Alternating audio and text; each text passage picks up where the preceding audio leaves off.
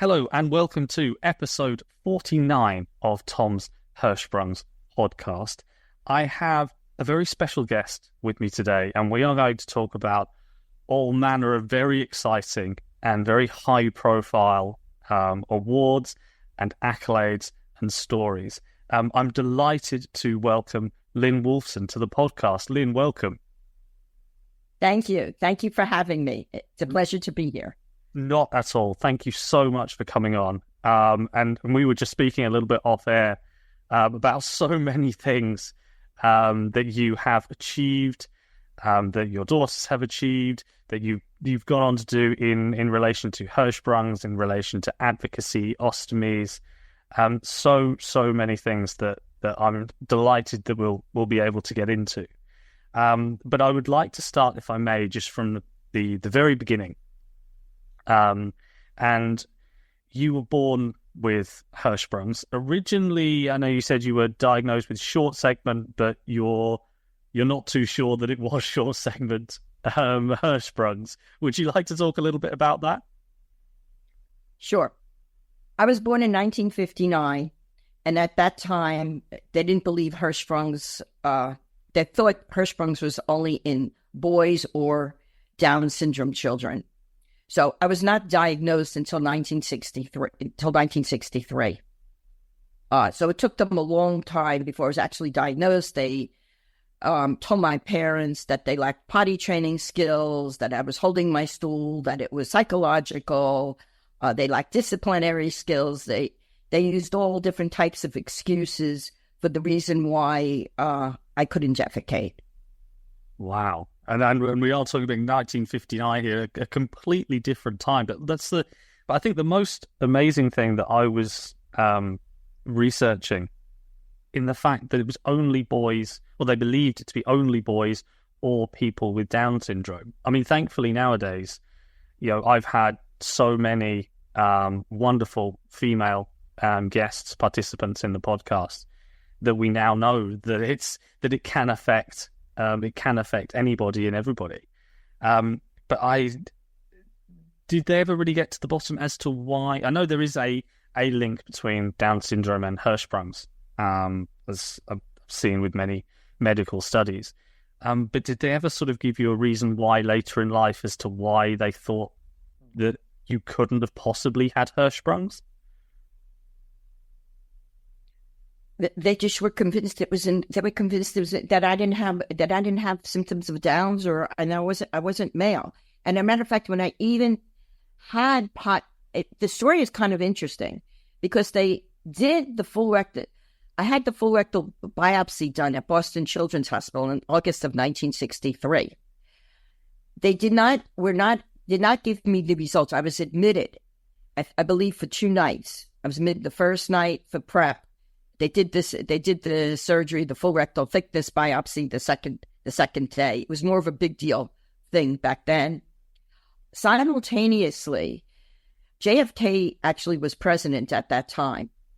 And Jacqueline Kennedy gave birth that day that I had the biopsy in the neighboring hospital. And she gave birth to Patrick Kennedy, who was not born well. He was moved to the room next door to me, and we had the same doctor. So my doctor wanted to get rid of all his patients because he needed to pay attention to all the children. And to the president's child, and he wanted to get rid of his other patients because the president came down, and actually my grandparents were in the elevator with JFK.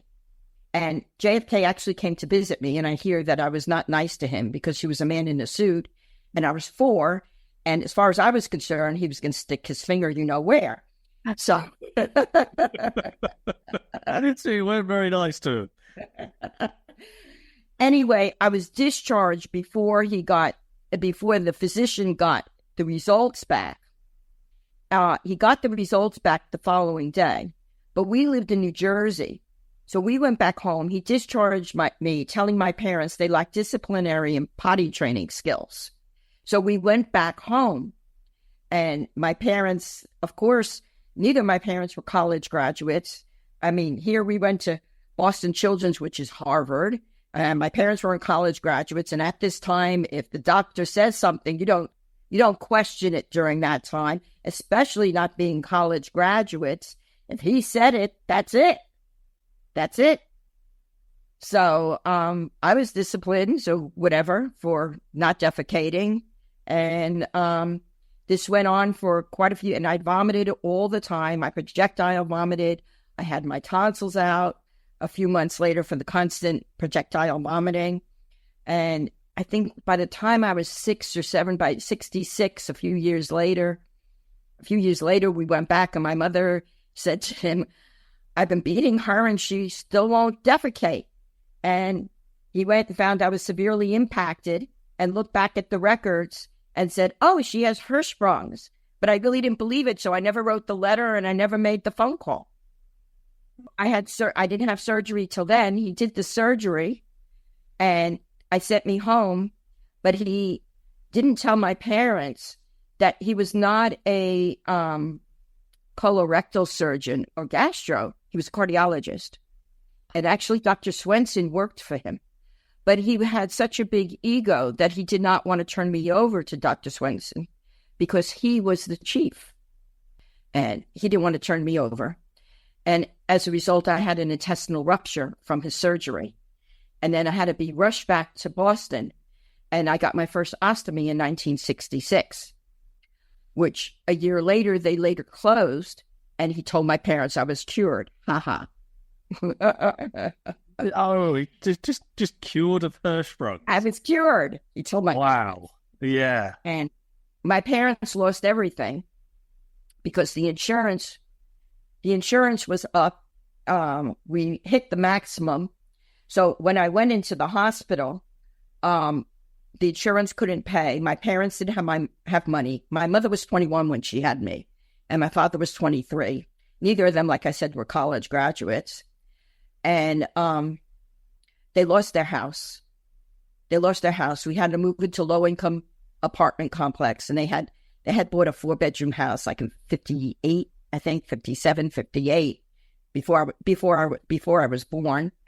And since they couldn't pay the medical bills and there was no insurance, the insurance was up. So I became a ward, and my parents really didn't have a choice.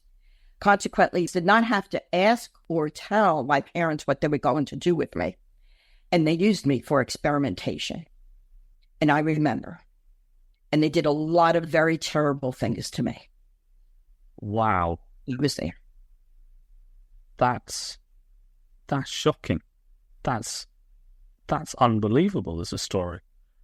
And I had nightmares for 40 years. Until I went back again, I think it was in 2001 or 2002. I was in my 40s. And every time I told my mother when she would come in what they did to me, my mother was only allowed to stay with me for 4 hours a day. So they had 20 hours a day to do what they wanted. And I would tell her what they did, and she would tell me to stop making up stories, which was horrible, and stop imagining things. But I mean, they did such terrible things. Like one time they took an electric saw and sawed my ostomy in half with me totally awake. And I screamed and yelled, and they bullied me for screaming and yelling. They bullied me a lot.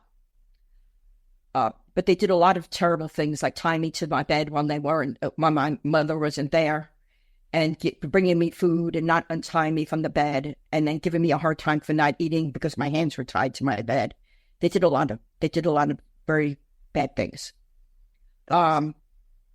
And when I tell my mother that, she would tell me to stop making up stories. When I had to go back again in my 40s, took me back again as an alumni, I told the doctor a lot of the stories that I had remembered because the nightmares hadn't stopped for 40 years. And my mother always denied everything that I told her. And of course, this doctor was not the same because the doctor I had then was deceased at this point. So it was another doctor in the same position. He went back and looked everything up, and he came back and he said, "You're 100% correct. Everything you said is 100% accurate." He says, "Not only is it accurate, I'm going to send you all of the records so you could read it yourself and you could see it. And I now have all the records, and I see and I could read everything that they did." Was there any kind of, apology or anything that came out Yep. of the hospital? Nothing? My parents didn't have to pay. They were my legal parent. So they could get around that way? They were my parent. They didn't have to ask or tell my parents anything. That's... And the insurance was up. You know, they used all the money on the insurance. Yeah. So legally handed over responsibility as such. That's utterly disgraceful. But the validation to me at age, even though I was like 42, 43 years old, was such a relief. These nightmares after 40 years finally stopped. That's good. And the fact that I was able to read and that I know that everything really happened, actually happened. Because, you know, your mother, you believe your mother. Your mother knows everything. Of course. Yeah, of course. But you knew what happened. Mm-hmm. And I guess probably my next question with that, you said that you felt, you know, had those 40 years and then felt better, I guess. Was it sort of some sort of closure that you got from that? Yes. Because I was never sure of myself of anything. No, well, of course not. If you say this happened and somebody says no, it didn't, and then that person is believed, well, it's you question yourself, you doubt yourself naturally, especially as you understand. I doubted myself on everything. I couldn't. I had no grounding. You know. That's utterly, reprehensible. Really, absolutely reprehensible. And thank you again for being so open and sharing that as well. And you said you had all the records. Yes, I have all the records. I have everything. Have you read them at all, or have you sort of just put them to one side? I've read some of them. Sometimes it's hard to read through it all again. But I've read some of them. But I've had enough validation from the doctor that he told me that I was 100% correct, with my mother standing there and my mother's mouth dropping open. And that to me was good enough. And that gave me enough strength to realize that I do remember well. Yeah. Which I guess makes it all the more amazing that you have gone from this appalling treatment to going on to talk about some of the things that we're about to talk about, the incredible achievements and accolades that we were talking about off air, that we were mentioning. And I'd like to, if I may, just talk a little bit about some of the accolades that you've received over time and sort of what they're for. One of them, you're in the Broward County Hall of Fame, and I know we were talking a little bit about that, and you've received probably close to a dozen letters from various senators, from various people in government, mayors, for all of your incredible work. Would you like to talk a little bit about some of the work that you've done which has led to you being in the Hall of Fame? Sure. Okay, so gradually, this is what initially started giving me the strength. By this validation, I finally got the strength within myself to become a real person. I questioned myself on everything. Yeah. I think the next thing that helped me grow was I got my own service dog, which was a very important aspect. Yes. And the reason why the service dog helped me tremendously, not only does my service dog, it was a he and now it's a she, because people in public started asking me, why do you have a service dog? You look so good. You look fine. Why would you have a service dog? And it got me talking to strangers, and I learned how to speak briefly, quickly, get to the point, and diplomatically. And it was really good practice, and I started to feel proud of myself and good about it. And then it was suggested that I start to go to an ostomy support group. And I really didn't feel I needed to, since I started, my first ostomy at 66 when I was 7 years old. And I really didn't feel like I needed to go to one. But my nurse suggested that I go because other people need help. And I knew how to take care of it, and I should go to help them. So I went to this ostomy support group, but I really wasn't happy with the specific ostomy support group because the leader would get up in front of the group and say, "Oh, I'm in so much pain." That doesn't help anyone. That's not really what I wanted to hear. That's really not very helpful. And she would have these doctors come in and show graphic pictures on how ostomies were made. And it's like, oh, I don't really want to see that either. We did that. It's like constantly watching births, you know. Yeah, you didn't want to. Of how we were born. I mean, we don't need to see that all the time. Okay, we were born, done. Let's move on. So I decided I wanted to start my own ostomy group. In the meantime, I ended up going on. So I have an ileostomy. I'm on my 8th ostomy. I've had colostomies, I've had ileostomies, and now I have a permanent ileostomy. I mean, I've gone through so many doctors which have told me that I'm cured, and I've learned that I am not cured, and I will never be cured. There is no cure. Part of this is the next thing that happened. So I went. I was told that I needed TPN, total parental nutrition, which is fed through the heart. And I never heard of it. I didn't know anybody that was on it. I didn't know anything about it. I was really very upset about it. And so I started calling all around to find out some information. And I found out there was this Hirschsprung Disease Society in Lexington, Massachusetts. And they invited me to come to a conference. Well, I never knew that there was patient conferences or anything of that nature. So I went up to the conference, and I brought one of my daughters with me. And actually, the conference really wasn't meant for patients. It was doctors. There was maybe 10 patients there. Okay. And there was, they have like a vendor fair where they have the pharmaceutical companies come around, or it's set up in a room, and you can go around to the pharmaceutical companies. And one of the pharmaceutical companies was a TPN supplier. And the woman that was representing them, her son had Hirschsprung's disease and was on TPN and had an ostomy. So her name was Anne. So I started talking to Anne, and I was more interested in Anne. The conference was really way above my head. It was it was a doctor conference. It was way above my head. But Anne was very nice. And what happened was, when it came to lunchtime, the director of this conference said, since we only have 10 patients and there's 100 doctors, what we'd like is for every patient to sit at one table to tell your talk about what your diagnosis is, and then and then I want each doctor to go around and tell them their opinion. Okay, so, interesting. Which was the greatest. I mean, they were Mass General doctors, and it was just for free. Yeah, fantastic, absolutely brilliant.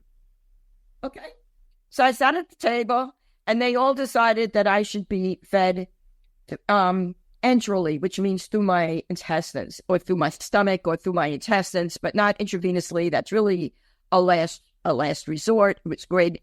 It was great information. Okay, and Anne and I, Anne was the vendor, exchanged information, and then we became Facebook friends because I told you she had her son. Became Facebook friends, and she invited me to come to the Digestive Disease National Coalition in Washington, D.C. So I went up, and she introduced me to the director of digestive diseases for the National Institute of Health. And I thought, wow. And only 125 people from across the nation are invited. So this is a tremendous honor. And he spoke about Hirschsprung's disease. And for the first time I heard, there is no cure. And I felt like I wanted to kiss him. I was so happy to hear that, because my doctors kept telling me I was cured, that Hirschsprung's is a pediatric disease. I was operated on by the very best. And I'm a big girl now, and I was done. And it was such a relief to hear this. I gained so much power. So I decided when I went back, I am going to create a group for ostomates and people that are on feeding. So then anybody that has an ostomy or is on medical feeds, meaning TPN through the heart or intestinally through the stomach or through the intestines, we would all be together because there's too few people to have them separate. And Hirschsprung's is way too few to have a in-person support group. So I figured out in the USA, there's 750,000 to 1 million people with ostomies. There's about 350 million people in the USA, of course, the whole USA. And there's about 40,000 people on feeding, which is really very few. But I live by Cleveland Clinic, so there's a lot more people around here with it. You know, people move here if they need to be on it to be closer to the hospital. So I decided to form a support group for people with ostomies and were on tube or parental feeding.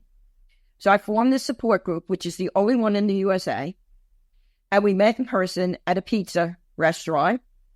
Some of us watched everybody else eat, like me. Yeah. But it got the ostomates to come, and it was the camaraderie. And many times people would be complaining that some of the supplies that they received, they didn't like or they didn't fit or whatever. So I'd say, well, if you don't like, and then sometimes people would call me that somebody was deceased, what can they do? So I said, well, just bring them to the meeting and put them on the table. And I'd say, anyone that wants to try something new, take from the table. And I got an ostomy supply company to pay for the pizza and the salad and the soda. So that got people to come, and I let the ostomy supply company come, and they could bring their order takers and get people to order from them. And most people didn't care who sent their ostomy supplies, as long as they got what they wanted when they needed them. That's all they care about. And they took their insurance. So they really didn't care. They cared more that they got a free dinner, free pizza, salad, and soda. So we did that from 2018 till the beginning of 2020. And then we all know what happened. COVID. Okay, so then we had to go virtual. We had a couple of months with nothing because we didn't really know what Zoom was at that time. And then I started Zoom. Well, then I started going virtual, and my name went around the world, my virtual meetings. It went all over the world. People started hopping on from the Caribbean, from Hawaii, from Canada, from Chile, from Central America, from Australia, from India, from Africa. That was all over the place. People were waking up in the middle of the night, in the morning, early in the morning, to come on to my my virtual meeting. I was also able to get speakers from all over the world, and I was able to get famous people to come on because everybody was sitting at home. Yeah. So I got great speakers. I got a San Diego Charger football player was able to come on. I got big authors to come on because nobody was doing anything. Wow. So people were happy to come on. I got people from remote areas of the USA to come on. So I had a big attendance, but people were dying, of course, and especially a lot of people that were on feeding. When I talk about the feeding, is the enteral or the parental feeding, and with ostomies, and then calling the UOAA, the United Ostomy Associations of America, which is in Maine, which is very far away from me. I guess it's about 2,000 miles away from me, very, very far away. Yes, that's quite far. Oli Foundation, which is also very far. Maybe it's 1,800 miles away. It's in Albany, New York, Albany Medical Center, which is the national organization for feeding. So if they were in South Florida, they would say, call Lynn Wolfson. So during COVID, I'd say, okay, just tell me when you're coming, drop it off outside my garage door, and then I'll go bring it in. Because remember, you didn't want to see anybody during COVID. So they would drop it out outside when someone was deceased, they'd bring everything, drop it outside my garage door, then I'd bring it in, and I'd fill up my bedroom. My bedroom got one of the bedrooms got all filled up. I couldn't even walk into the bedroom. It got so filled. Same time, I was getting calls, not only national calls, but call from the UOAA and the Albany Medical Center, but also locally of people that needed supplies and weren't getting any because the UPS and the mailing was all getting all screwed up because of COVID as well. So I was running around and delivering stuff to whoever needed things. Simultaneously, I started my own little personal project. We inherited a lot of pictures from both sets of parents, my husband's and my parents, and we went through the boxes and I made collages, to put on the walls of the family, something that never usually gets done, but COVID was a perfect time. And I brought it to the framer to put it together. And I'd started, the bedroom got so filled up, I put the stuff in the car. Now I was driving around with it in the car because there was no more room in the house. And when she brought the frames out, she says, there's no room in the car. And she says, what's all this you have in the car? And I said, oh, it's Ostomys supplies. I have no place for it. She says, well, next door, the butcher, her father is in Colombia and he needs Ostomys supplies. Go get the butcher. So I went to the butcher. She took them all out. She sent them to Colombia. And she said that she will take all my Ostomys supplies. I brought everything over from the house. I brought it to the butcher. She sent them to Colombia. And then she says, okay, it's enough. It's enough. He's got plenty. So, okay. I said, well, then can you store them for me? Can you store them? Yeah. Well, when someone called that they needed, I went back. There was nothing there. I needed something. Called up that Ostomys supply company. Said, hey, you're not paying for pizza and soda anymore. How about a storage unit? So they said, okay. So I got a storage unit. And since then, the storage unit has doubled in size. I've sent millions of dollars of supplies to Venezuela, Colombia, Panama, Honduras, Jamaica, Ukraine, the Bahamas, and even all around here. I supply the medical shelters in Dade, Broward, Palm Beach counties. I send out to the jails, I send out to anybody that calls me. I send out supplies, or they can come. They can pick what they want. I don't take a penny. Wow. Okay. And people donate to me, and I just put it in the supply unit. Or if they can come, and they can pick whatever they want. I open the door. I say, take whatever you want.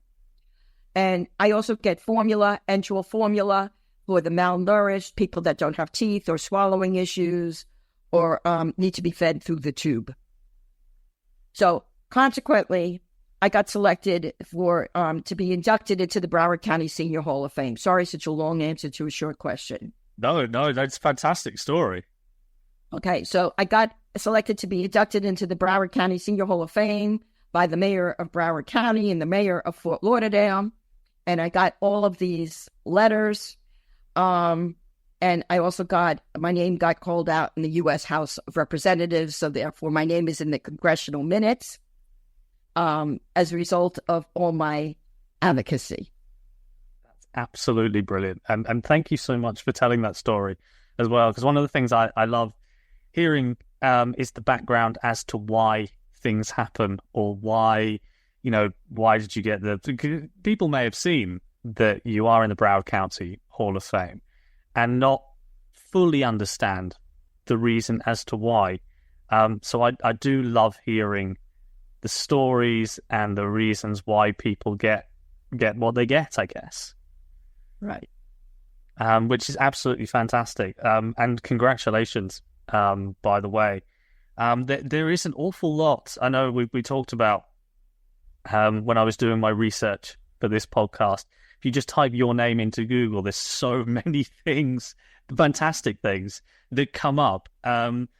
One in particular that really stood out was a piece on the Cleveland News as well, where you talked about your Hirschsprungs for, I believe it said their healthcast show, which I thought was absolutely fantastic, and you explained Hirschsprungs really, really well, and your particular condition of that as well, which is fantastic.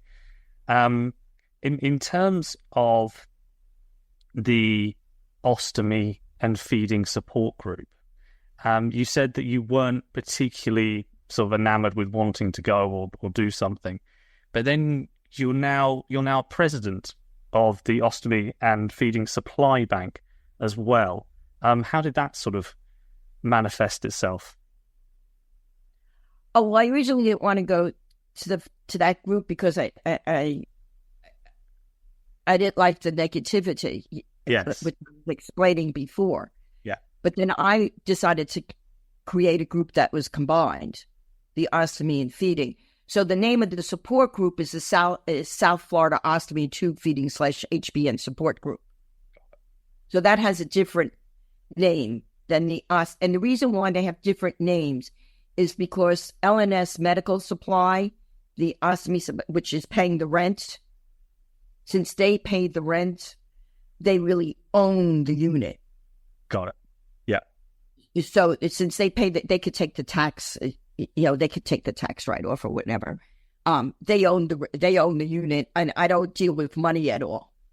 And any donations that are made, the checks are made out to LNS Medical, and they put it into a postage account for me, so I can mail all over the country. Brilliant, absolutely fantastic. And there was another very important point that I wanted to talk to as well, and it has more sort of law and government rhetoric around it, and that's something called Lynn's Law, which is well named after you, and it is very much around sort of ostomy supplies or ostomy facilities, not supplies, facilities in toilets. Would you like to talk a little bit about Lynn's Law? Sure. So Lynn's Law is making handicapped restroom stalls more accessible to people with digestive diseases.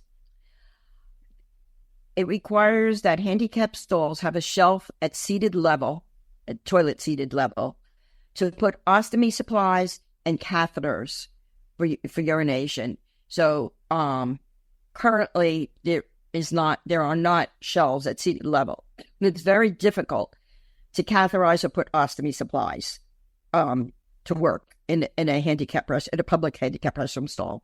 Also, at a hook by the toilet to hang a feeding backpack. Also, to have a sink with paper towels. Ostomies can be very messy, and we need to clean up after ourselves. We need the paper towels. For catheterizing, you need to pull down your pants, then wash your hands, then catheterize. So I would like to make that a requirement. I also would like to have syringe disposal box in all public restrooms, so people do not throw their syringes in the regular garbage cans or out in the parking lots. Yeah, most definitely. And in terms of making that law, obviously it's very important to you and very important to a lot of people out there. What kind of made you think, right, I'm going to do this, I'm going to take this on myself? When I went to Japan, I traveled all over the world, and Japan has gone all the way. They actually have ostomy dedicated toilets which are only for ostomates. And they look like laundry room sinks, but are porcelain laundry room sinks, so smoother, and you could flush them. And so you just stand up waist-wise, and you could put the bag over and empty it into the sink, and then you could turn on the sink, and there's a box to put the dirty bag in, and you can wash your hands and wash out your bag. So they really went all the way. I would really like that, but that's money. So I was trying to make it something that was feasible and that could happen. And the shelf really doesn't cost all that much money, and neither does a hook. I also found in Japan what they have, so some places complain that they'd have to put in additional plumbing into a handicapped restroom stall to add a sink. In Japan, they have something really interesting. They have a toilet, and above the water tank, they have a sink. So if you sit backwards on the toilet, you can actually wash your hands, use the water. Sit backwards on it and use the water. And the water is drained and used as the toilet water. That's really clever. I like that. So you don't have to have another opening for a sink. No, that's very, very clever. I like that. I think that's fantastic. And that really, I mean, yes, it probably costs about $700 to buy a new toilet. But I'm talking about public restroom, to buy a toilet like that and not have to create a new opening and new plumbing or whatever. That's worth it. Yeah, absolutely. And because Japan, everything is really, well, London, everything is really small too. But Japan is Tokyo is really, really small. Yes. It's even smaller than in London. Yeah, very much so. Very much so. That's fantastic. And again, congratulations on getting Lynn's Law through. How long has Lynn's Law been around? It's not a law yet. I just made that name up. And you could go to lynslaw.org. Yeah. And look it up, and you could see my story. I'm not so great with the computer. I don't update it that much. People could also email me if they want to, and it's LEWolf1815 at AOL.com or at gmail.com. If you want to ask me anything, that's fine. Fantastic. So I've been doing it for about 10 years. Yeah, I just talk about it a lot, and I talk about it on Capitol Hill, and I talk about it. And Weston has made it a mandate in all public restrooms, not private, in all public handicap restroom stalls. Okay. Like the library, the pool, everything that's the public buildings all have to have Lynn's Law in it. Fantastic. And the mayor of Broward County is working on it for the airport, the Fort Lauderdale airport. Ah, fantastic. That would be really, really handy. Very, very handy indeed. And as we were talking about this as well, and government bills and a lot of things that you do in terms of public speaking, obviously for that you will have to be incredibly well educated, which you are. I mean, we were talking about just the amount of degrees that you have and the amount of accolades you have. And one of the main things that I like to promote on this podcast is that even though you have, somebody may have Hirschsprung's disease, it doesn't stop them from achieving so much. Would you like to talk a little bit about the degrees that you have and the accolades? Okay, so I have a bachelor's in marketing from University of Maryland, and then I have a master's in business administration with a postmaster's in computer science. But that's from 87, which is really different computers to now. Right. No iPads there. Right. And I have an educational specialist degree in mathematics education, which is almost a doctorate. I don't know if they have that degree in England, but it's almost a doctorate. It's I graduated with a doctoral gown and a master's hood. I didn't do the dissertation. I had to go in for more surgery, and it's been more surgery after surgery after surgery. And I haven't been able to go back to teaching since 2006. And at this point, all my work is all voluntary. I don't make any money. But you are incredibly well educated, and also have two daughters that are incredibly well educated as well. Would you like to talk a little bit about them? So I have two daughters. My older daughter is 35 years old, and she is a biomedical engineer, and she is a global manager and an inventor, and has several patents, and she also has 4 children.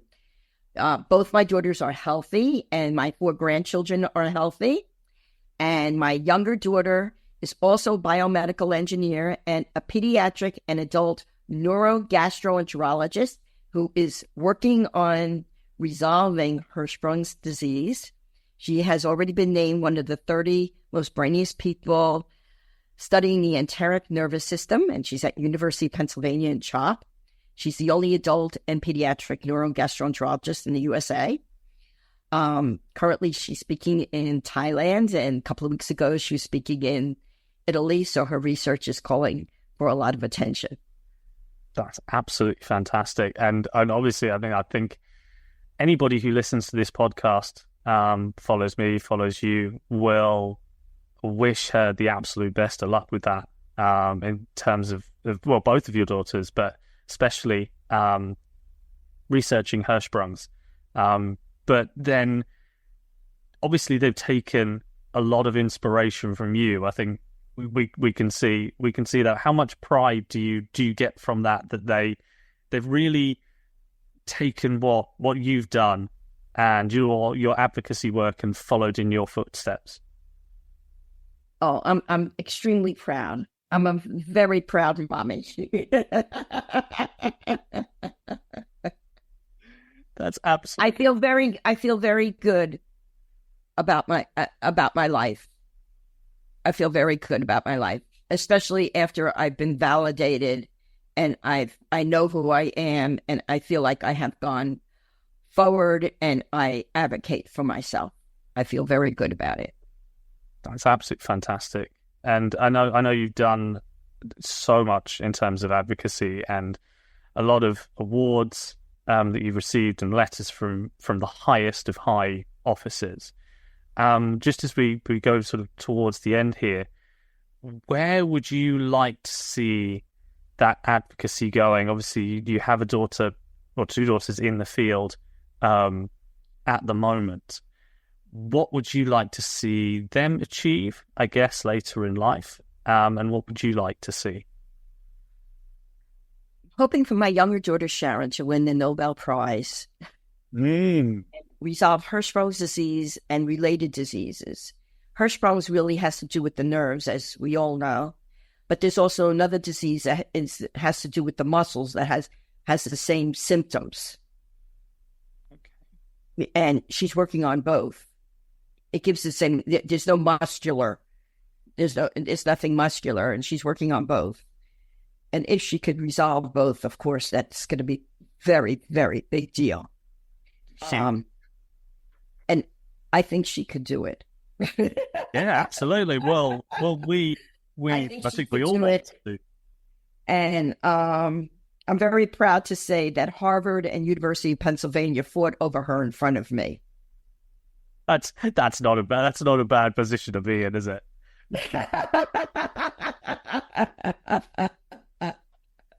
That's not a bad position to be. The best of the best fighting over you. I think we're all.